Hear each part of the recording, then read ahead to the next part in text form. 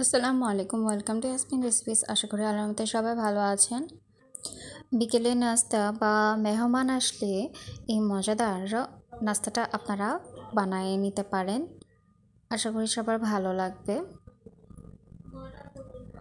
আমি এখানে 1.5 কাপের মতো ময়দা নিয়েছি, স্বাদ মতো লবণ, 4 চামচের মতো তেল দিয়ে আগে ময়দাটাকে খুব ভালোভাবে ময়দা যত ভালোভাবে ময়ান করবেন তত ক্রিস্পি হবে, খাস্তা হবে।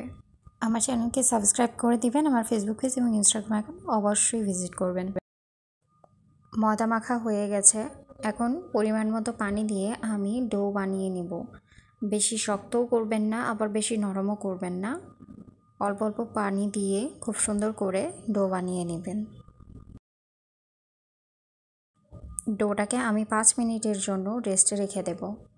আর অন্য পাশে একটি ফ্রাই প্যানে আমি 1 চামচ গুঁড়ো দুধ, 1/4 কাপ চিনি এবং 2 চামচের মতো কনডেন্স মিল্ক দিব।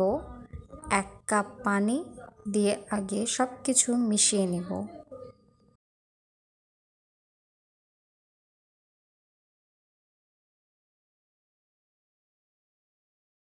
সব কিছু মেশানো হয়ে গেলে যখন বলক উঠবে আমি এর মধ্যে সেমাই দিয়ে দিব।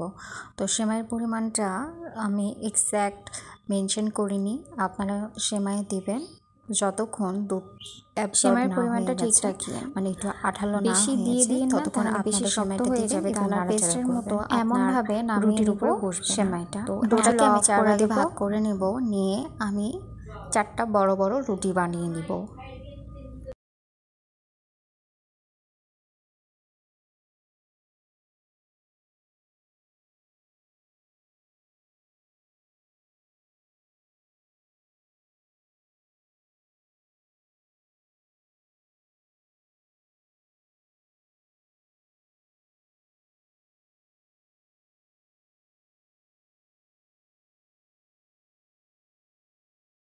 রুটিটা ঠিক এমন হবে, একটু পাতলা হবে।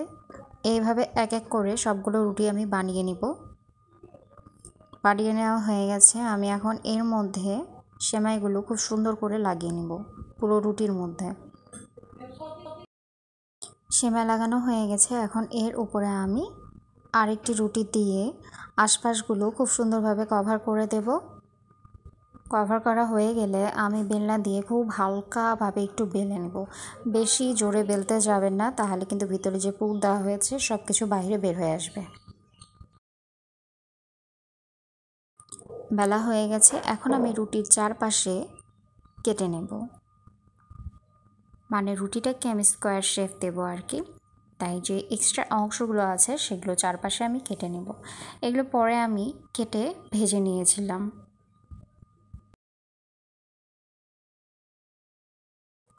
আমি যেভাবে কাটছি আপনারাও ঠিক এইভাবেই কাটবেন, তবেই স্ন্যাক্সের যে শেপটা আছে সেটা খুব সুন্দর দেখাবে।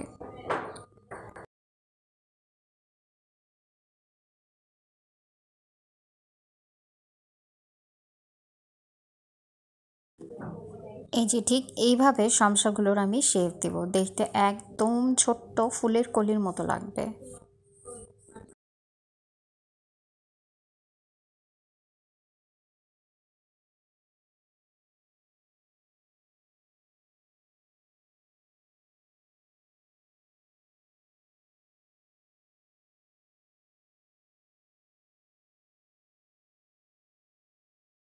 তেল গরম করতে বসিয়ে দিলাম, আমি এখন এই সমোসাগুলোকে ভেজে নিব মিডিয়াম টু লো ফ্লেমে।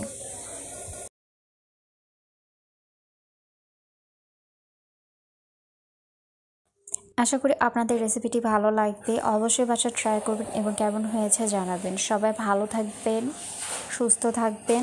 আল্লাহ হাফেজ।